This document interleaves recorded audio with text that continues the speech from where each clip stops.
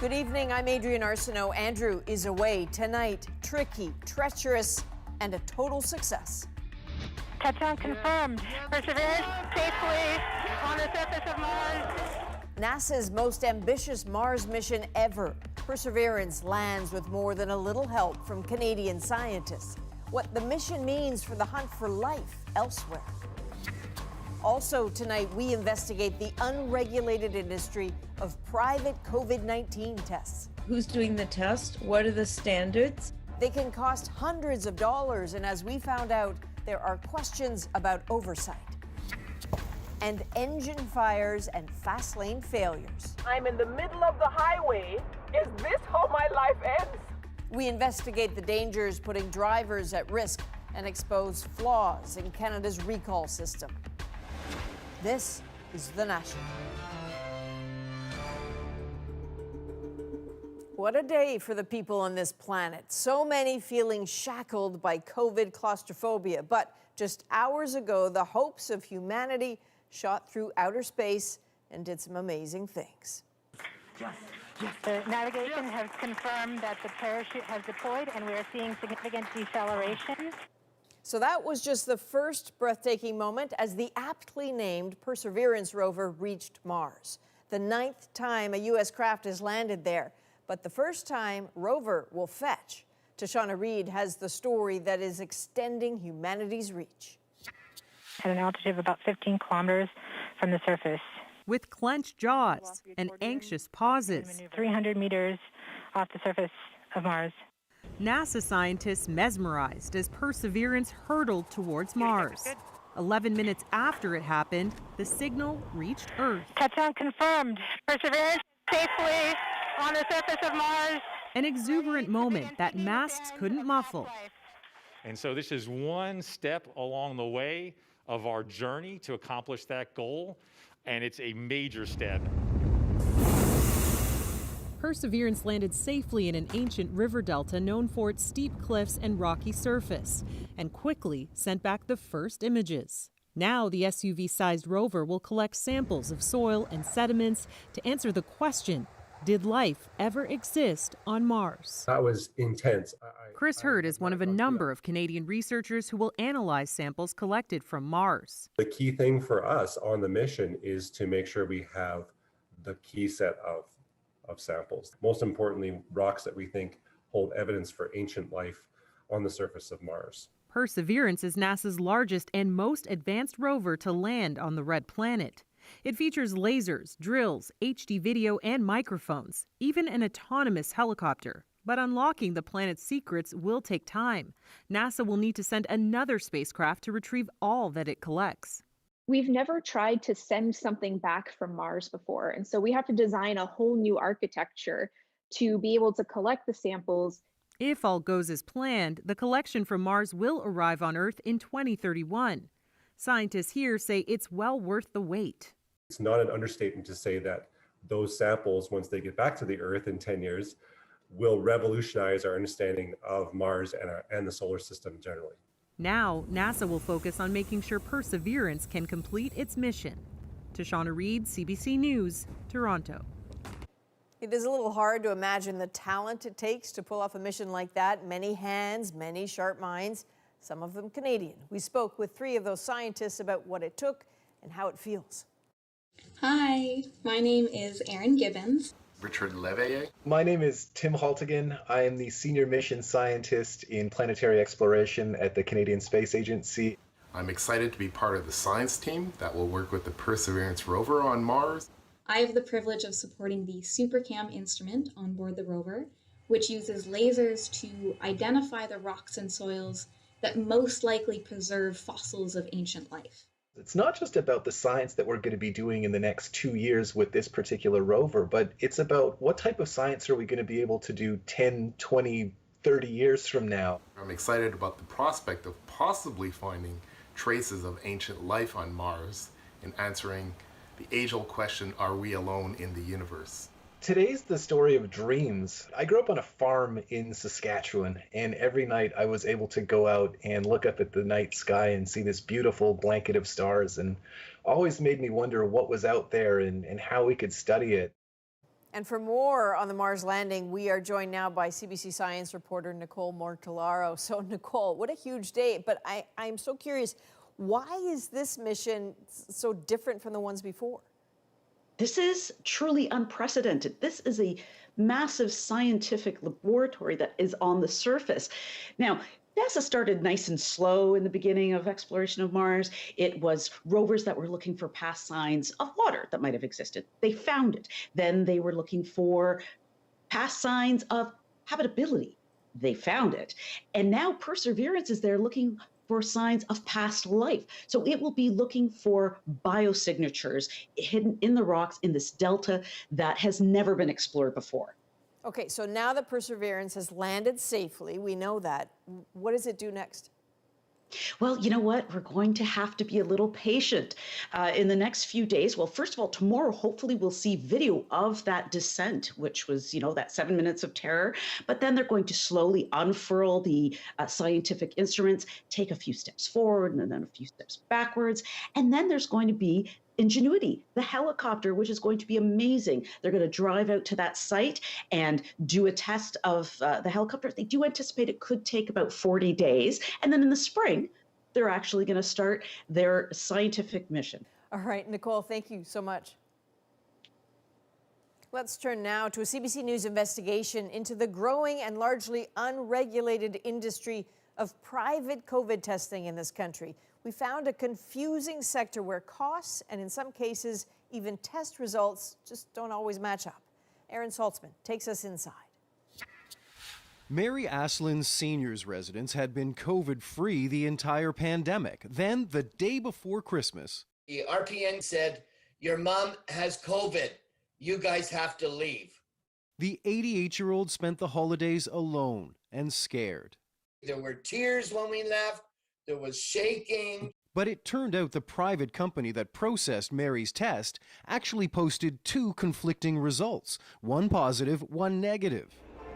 With everything from airports to construction sites requiring frequent on-site testing to stay open, the private COVID testing industry is booming. Many companies are only months old.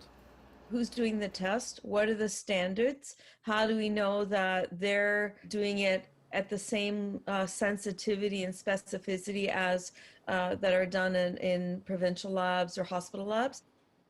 Companies offering COVID PCR tests must use qualified personnel and equipment approved by Health Canada, but there's little oversight. We found a range of $160 to nearly $1,200 per test. There's no regulation on price, no arm's-length system to deal with complaints or problems, no one tracking the total number of private tests in Canada or their positivity rates. The test positivity rate is important. That tells us that the penetration of the disease into the community. So I'm surprised that government isn't asking for this number. Private testing has allowed Canada's economy to reopen. From film sets to construction sites, employees need to be tested several times a week. It's not practical or likely even possible for the public system to handle the load. But the meteoric growth in the industry is also leaving people like Mary Aslin and her family wondering if it's getting enough scrutiny. So did she have it? Did she not have it? Was it extremely, extremely positive, or was it extremely, extremely negative? So, Aaron, is Health Canada planning to step in there? Well, that's an interesting question, Adrian. You know, Health Canada and the Public Health Agency of Canada, or PHAC, both say that this is provincial jurisdiction, and they're right. Healthcare, health testing is a provincial responsibility. But that also means that at this point, unless all of the provinces, or even if all of the provinces, start tracking COVID testing numbers that are done by private companies and testing or tracking their positivity rates, well, there won't be anybody keeping track of it on a national level. Adrian? All right, Aaron Saltzman, we'll keep an eye on this. Thank you, Aaron. You bet. Canada is reporting a little more than 3,300 new cases today, more than yesterday, but continuing that downward trend overall. The consequences remain deadly serious, though. 67 new deaths were reported today. More than 21,000 Canadians have been killed by the virus since the pandemic began. Not counted among them yet, this young frontline worker in Saskatchewan. He died of a cardiac arrest not long after testing positive.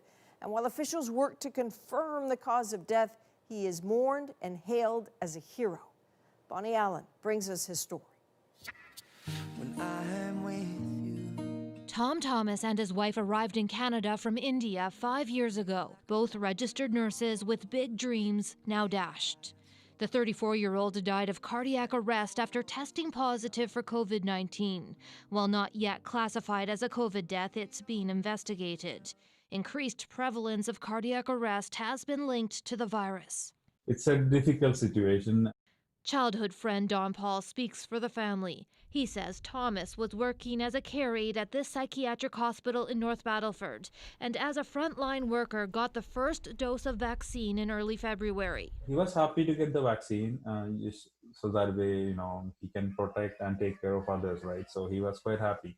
But just 24 hours later, Thomas was told he'd been exposed to the virus inside the hospital where there was a confirmed outbreak. He tested positive, isolated from his family, then went to the emergency room with chest pain. My condolences to the family.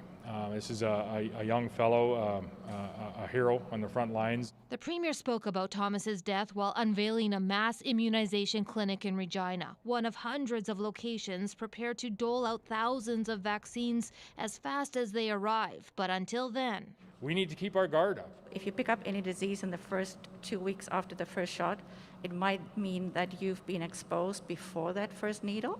After the first dose, research suggests there's no real protection for at least 12 days. You may only get 50 to 80% protection starting about 2 weeks afterwards in that initial phase. Your protection from severe disease or dying is almost 100%. Don Paul is a healthcare worker who's waiting on his second dose that's been delayed. But haven't received it, so just a little worried. For now, he's focusing on funeral arrangements for his friend. Bonnie Allen, CBC News, Regina. Now, Thomas's story highlights the urgency of the vaccination effort.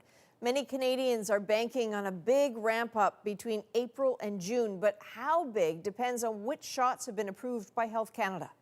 The federal government said today 14.5 million Canadians could be vaccinated by the end of June.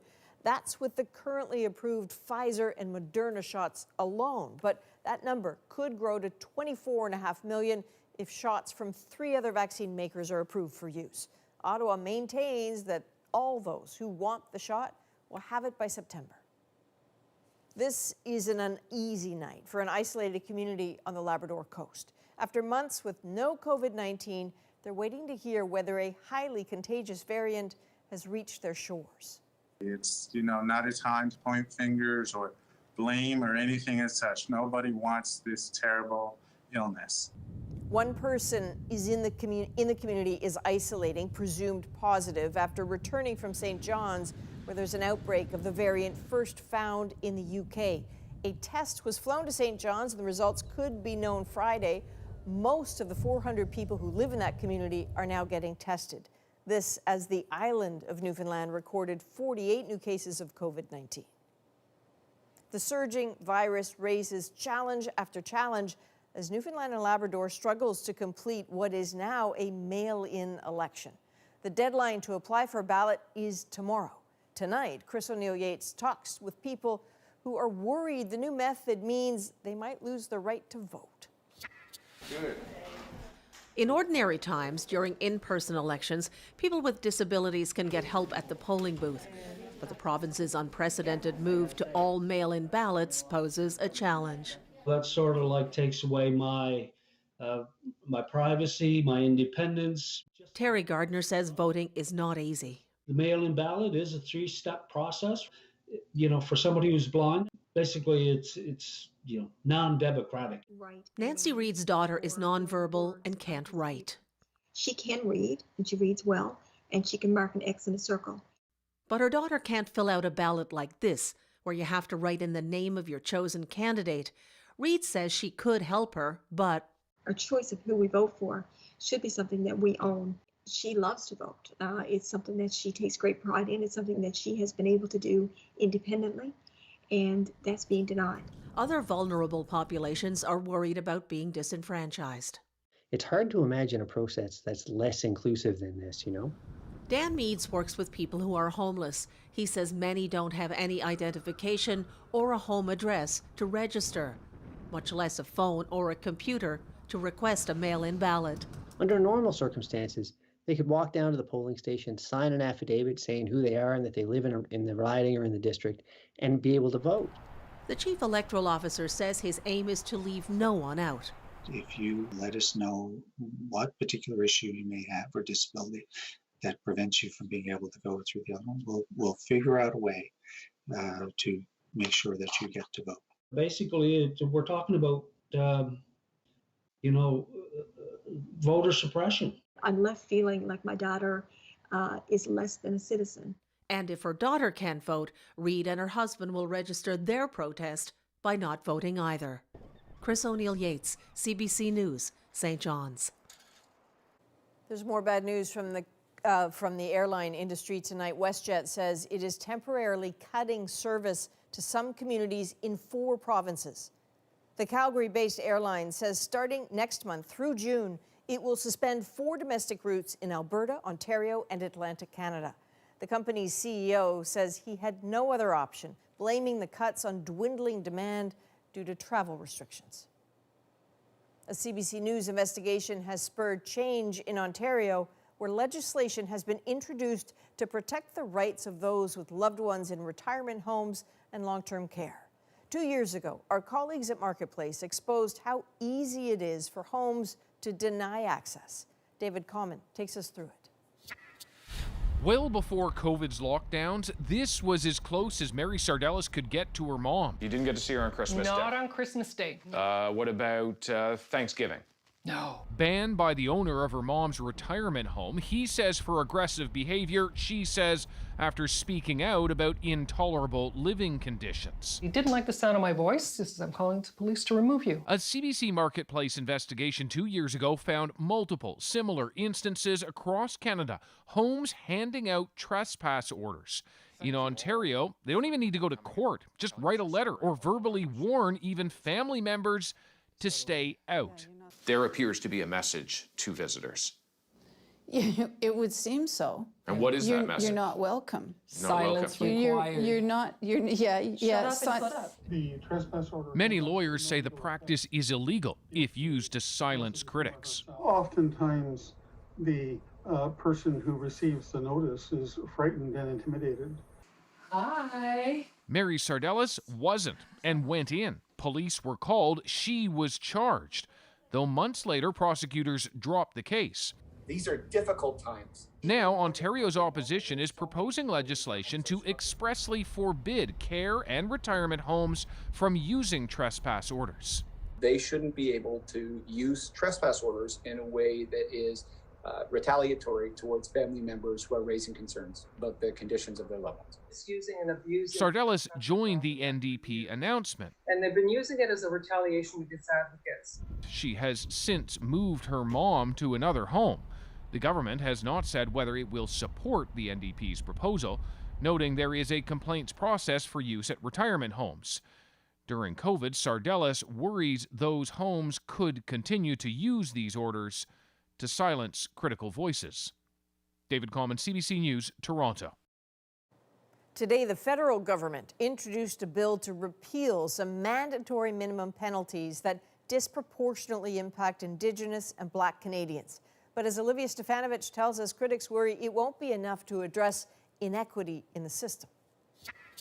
It's a lot harder to get a second chance the way things are now, particularly if you happen to be a young person who is Black or who is Indigenous. An admission from the Justice Minister. The criminal justice system isn't working for everyone. Inuit, Métis, and First Nations make up 5% of the general population, but account for more than 30% of federally incarcerated inmates. Black inmates represent 7.2% of the federal offender population, but only 3% of the population. This is shameful. As a way to put a dent in those numbers, the federal government introduced Bill C-22 today. It would repeal mandatory minimum penalties for all drug and some firearm offenses, allow judges to let low-risk offenders to serve sentences in their own homes, and encourage police and prosecutors to divert people in simple possession of hard drugs to addiction treatment centers.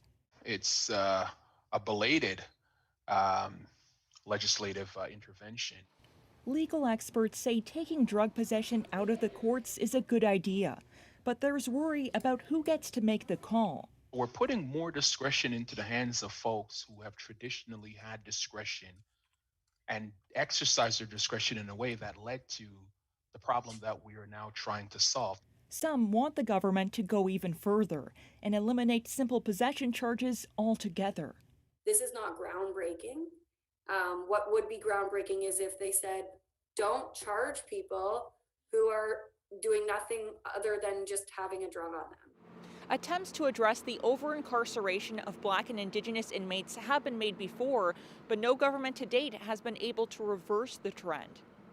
Olivia Stefanovich, CBC News, Ottawa. Texas is still reeling days after a brutal winter storm. Guys, so this is my house. Next on the National, while Texas freezes without power or safe drinking water, where is their senator? A surge in violent shoplifting caught on camera. Why the pandemic may be fueling a rising crime. And Marketplace investigates vehicle recalls from engine fires to failures. I'm in the middle of the highway. Is this how my life ends? Are more drivers at risk? We're back in 2.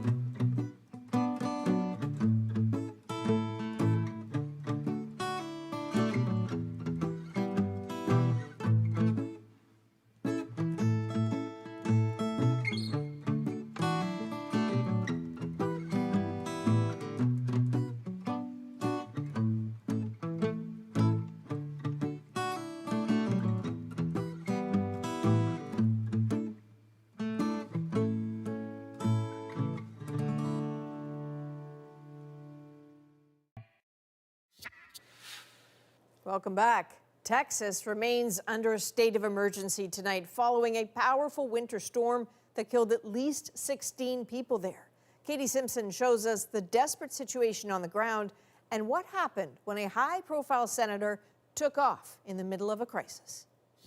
Our whole apartment! Look at the... Y'all, I cannot believe this. Add flooding to the list of brutal challenges Texans are facing. Guys, so this is my house. Water pipes are bursting in the frigid conditions, leaving behind a path of destruction. Inside my apartment, the windows started to literally freeze and ice. I could feel the snow come in through my closed door. Crystal Hartman is staying at her boyfriend's house as she's one of the hundreds of thousands still without power. I mean, it's frustrating to say the very least, and also scary, and just to where you get to where it's depressing. Outages have now hit water treatment plants, triggering dozens of boil water advisories. And with some grocery stores running out of essentials, people are lining up for help. I don't think any of us was expecting this and for it to be like this. So it's all about survival right now until it starts getting warm.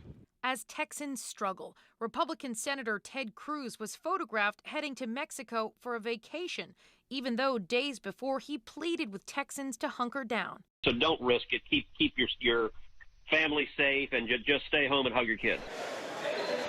After the posts went viral on social media, Cruz returned home, claiming he was just dropping off his 10 and 12-year-old kids. Yesterday, my daughters asked if they could take a trip with some friends, and Heidi and I agreed, so I flew down with them last night, dropped them off here, and now I'm headed back to Texas. Amid backlash and ridicule, Cruz retreated. Look, it was obviously a mistake, and in hindsight, I wouldn't have done it. I was trying to be a dad. Warmer weather arrives in Texas this weekend, though several spots along the U.S. East Coast are bracing for another blast of winter. Katie Simpson, CBC News, Washington. A shock for Facebook users in Australia. The social media giant blacked out news on its app in a fight over efforts to have tech giants pay for content. And as Thomas Dagla tells us, lawmakers in this country are watching. Call it an unpleasant surprise, Australian Facebook users logged on to find all news articles had disappeared. I can get all of my news in the one spot, so it will really impact me. People will just revolt against it. Like, honestly, especially the younger generation. At issue, the Australian government's plan to make big U.S. tech firms pay media outlets for content. News organizations have long complained their journalism gets shared without compensation. But with its proposed solution, this relatively small country has become a target of the world's biggest social media company. Facebook's actions were unnecessary. They were heavy-handed, and they will damage its reputation here in Australia. Not only did Facebook ban Australian users from sharing legitimate news, pages belonging to the country's media outlets now appear blank, even from Canada. The law as it stands fundamentally misunderstands the way that news works on Facebook. But as it removed news, Facebook also struck unintended targets: an Indigenous organization, a women's shelter, even regional health authorities sharing COVID information. All their pages were wiped. Will the minister insist that Facebook pay what they owe?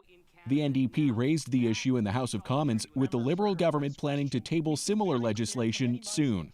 Our government is at the forefront of the battle to ensure that the web giants pay their fair share. Australia's proposed law led Google this week to strike deals with some publishers, but no one's found a perfect plan yet. This law basically indirectly gets people into the government into the business of deciding who's a news media organization. Australia is the first country confronting big tech in this way, and the world is watching. Thomas Dagg, CBC News, Toronto. Ahead tonight, some Canadians tell us they are afraid to drive their own cars. My foot is on the gas pedal, but I'm getting nothing. From engine failures to fires, Marketplace investigates whether the recall system is broken too. First, though, Rosie's here with that issue. Hey, Adrian, tonight we're going to talk about the growing pressure for Canada to call out China. If that's not a genocide, what more evidence does this Prime Minister need? Plus, what you need to know about the amended medical assistance in dying bill. Chantal, Althea, and Shachi Kurl will join all of us after this.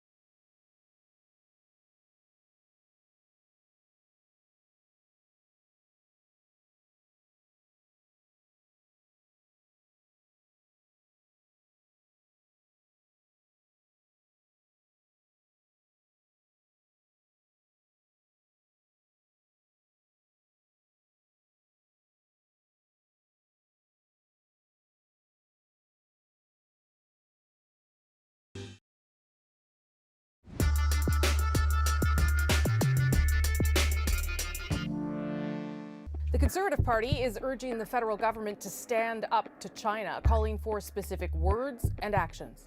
Today, Canada's Conservatives are calling on the Parliament of Canada to recognize that genocide is currently being carried out by the People's Republic of China against Uighurs and other Turkic Muslims. Calls echoed by the other opposition parties, but declarations the government is not yet ready to make.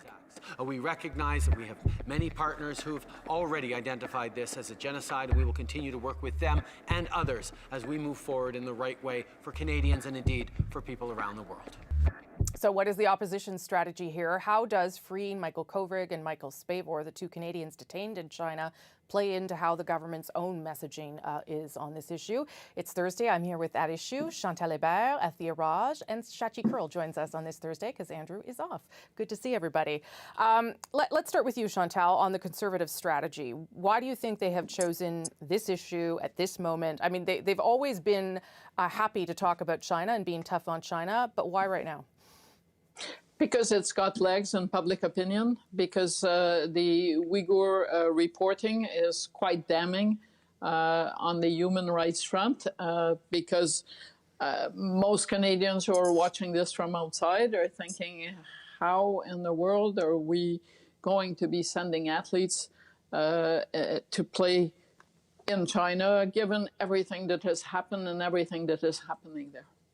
And Althea, the fact that we have two Canadians being detained there, how much does that sort of prevent the government from being harder, from talking tougher? Well, I suspect the way that you're asking the question, you know as well as we all do, that it is playing heavily in the government's approach to China. And frankly, that's one of the reasons why Justin Trudeau and the government has looked weak, has been vulnerable to Conservative attacks. Looks like they're indecisive. They're unsure what to do. The fact that we don't yet have an answer on whether Huawei is going to be allowed to be part of the 5G network in this country. Everything is being seen, it seems, through the prism of the two Michaels.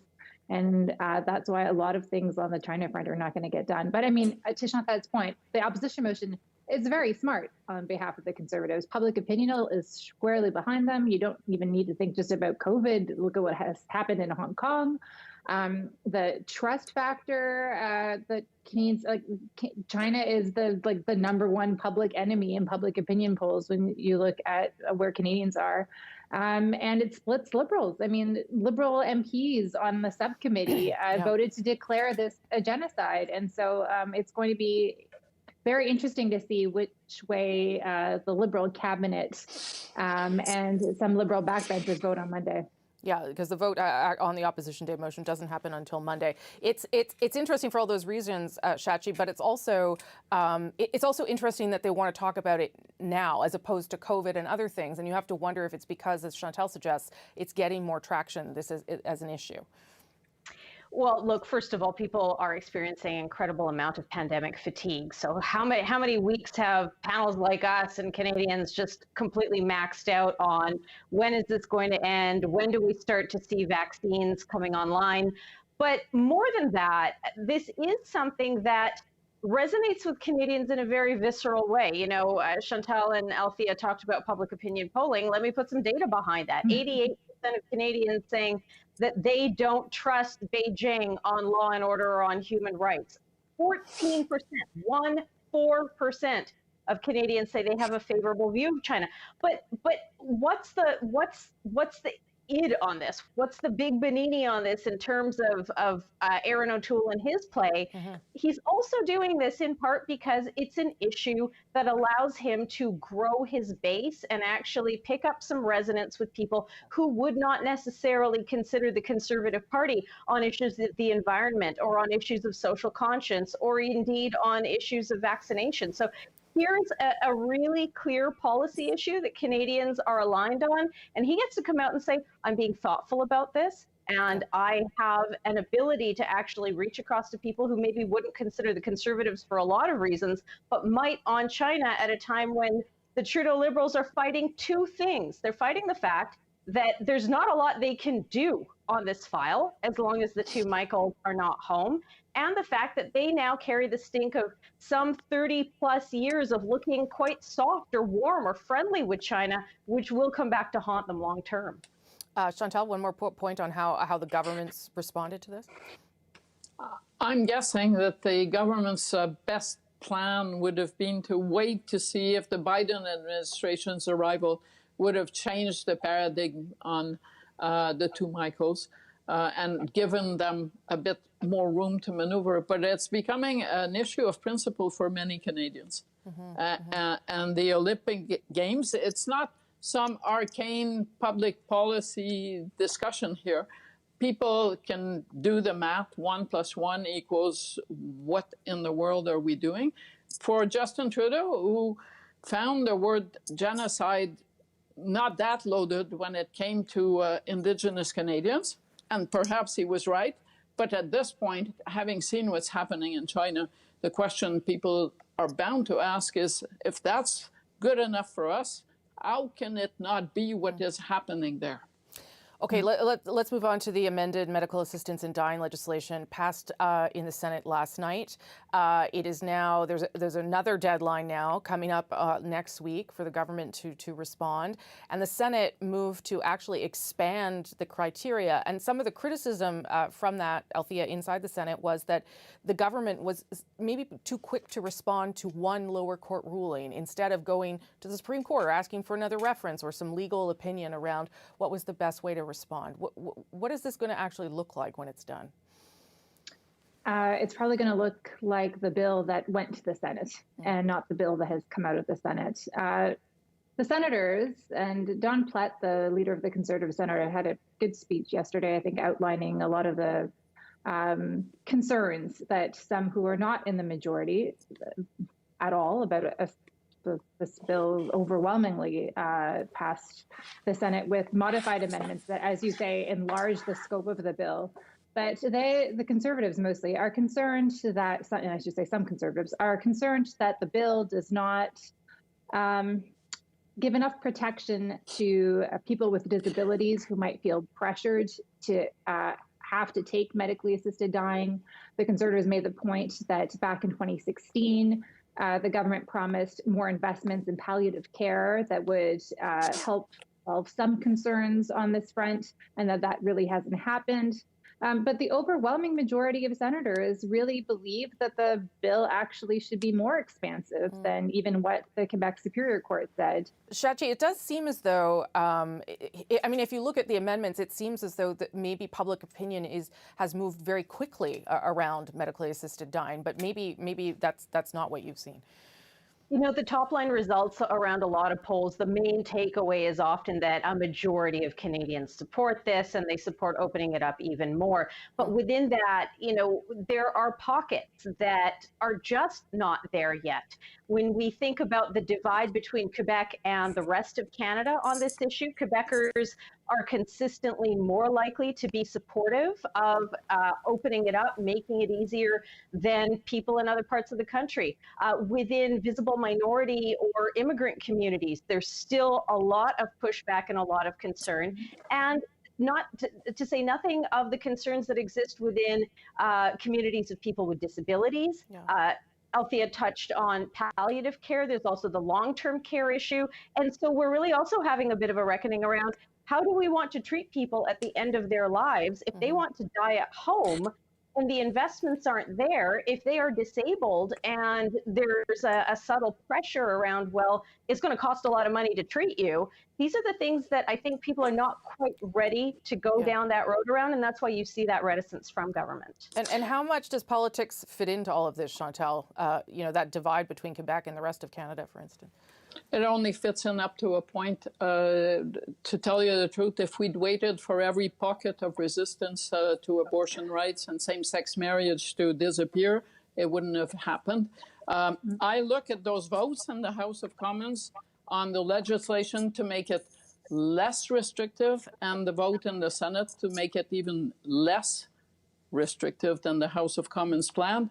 212 to 107, I would say, in the House of Commons, 4 parties versus 1. That's a pretty clear statement. In the Senate, 66 versus 19. So yes, there are objections and there are grounds for debate. But on one thing, the two houses have agreed, and it is that the current status quo should be made less restrictive. Okay, we'll leave it there. Good conversation on both topics. Thank you very much.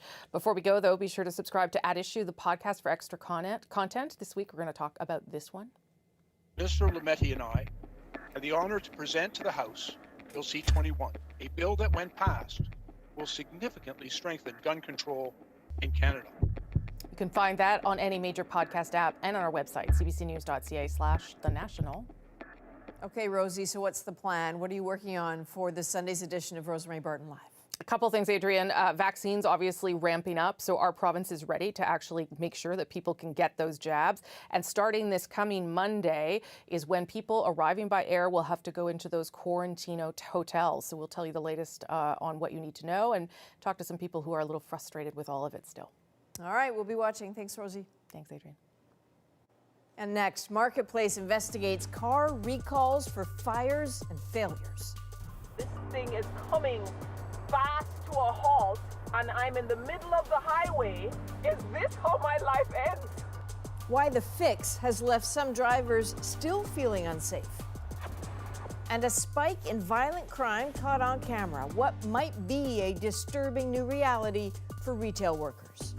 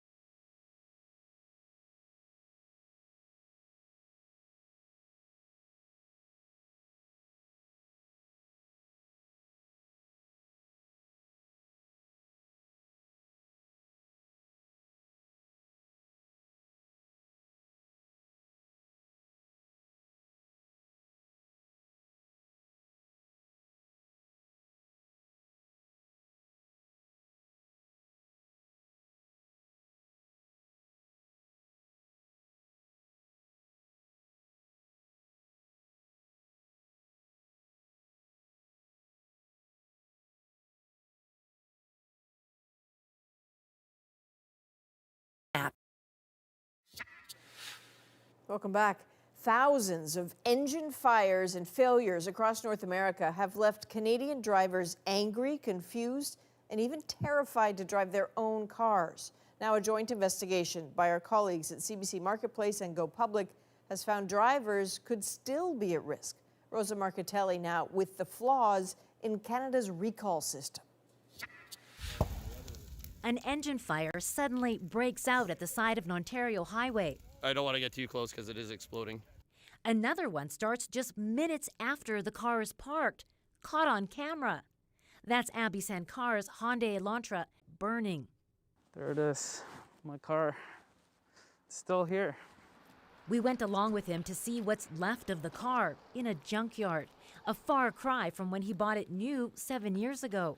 Just unbelievable to see this car in this situation. Then there are the engines that suddenly die at high speeds, a lot of them. I noticed that my foot is on the gas pedal, but I'm getting nothing. The engine in Keisha Taylor's Hyundai Santa Fe failed on a highway. This thing is coming fast to a halt, and I'm in the middle of the highway. Is this how my life ends? Many of the potentially dangerous engines recalled have no fix besides an entire engine replacement. Instead, the car makers have installed sensors that are supposed to warn drivers of a pending engine failure or fire so they can get to a dealership. But some drivers, like Keisha, tell us that their sensors didn't warn them of anything when their engines died. That is a very serious safety issue, absolutely. George Eney is a consumer advocate with the Automobile Protection Association. That would suggest then that we need to have I would say, a wary eye over this recall. The implications if the knock sensor system doesn't work are pretty staggering. The car makers tell us their early warning sensors are independently tested and state-of-the-art, and that engines die for many reasons, not just a manufacturing defect. Little reassurance for Keisha, Abby, and other Hyundai and Kia owners who worry profits are coming before safety. Rosa Marcatelli, CBC News, Calgary. For the full investigation, watch Marketplace tomorrow night starting on CBC Television and CBC Gem. Next, a terrifying new reality for some retail workers. Our store manager has been chased around the store with a syringe. We've had knives pulled, hammers, batons, bear spray. Why the pandemic may be causing a rise in violent shoplifting.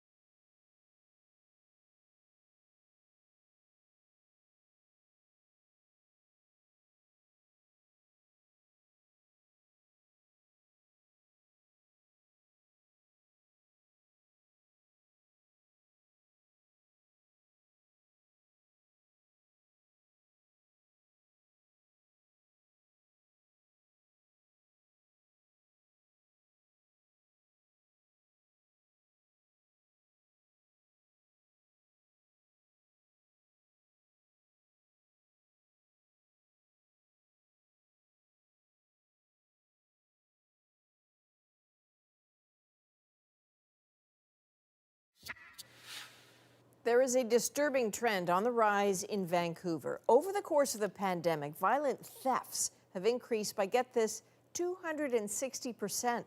Tanya Fletcher on the why and the businesses that are fed up. Watch as the suspected shoplifter makes his escape. One final blast of bear spray as he leaves. The individual came right out this door and around the corner. It happened at This London Drugs in the heart of downtown Vancouver, and in this case, it was stolen vitamins. The disturbing part of it is since the pandemic began, we've seen a real expansion in the violence in shoplifting. He says COVID has acted as a crime funnel, concentrating the problem in stores that are still open. In fact, there have been 250 violent thefts in the city in the past month alone, and a combined $50,000 in merchandise stolen.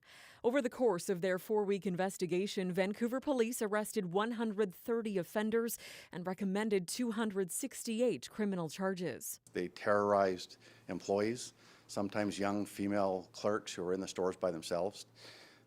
They used weapons, they threatened, they intimidated anybody who stood in their way. He had a knife in his hand and threatened me. At this downtown IGA, violent thefts are up 50% since the start of the pandemic. It's become so common, staff are now dealing with at least one confrontation per day. Our store manager has been chased around the store with a syringe. We've had knives pulled, hammers, batons, all variety of weapons, bear spray many times. And that never used to happen. We never used to see that. These people, based on some of the descriptives, are chronic offenders. BC's former Solicitor General says the pandemic and the opioid crisis have combined to make an existing problem worse. Many of these people are drug addicted. Many of these people have mental health issues. Now, when you take the convergence of those issues with the pandemic and the need for them to support themselves, it's not surprising we have this particular spike. A spike in violent thefts that may be too complex for a quick fix. Tanya Fletcher, CBC News, Vancouver. And next on The National, a bored amateur photographer, a telescope, and a camera. The story behind these spectacular snapshots next in our moment.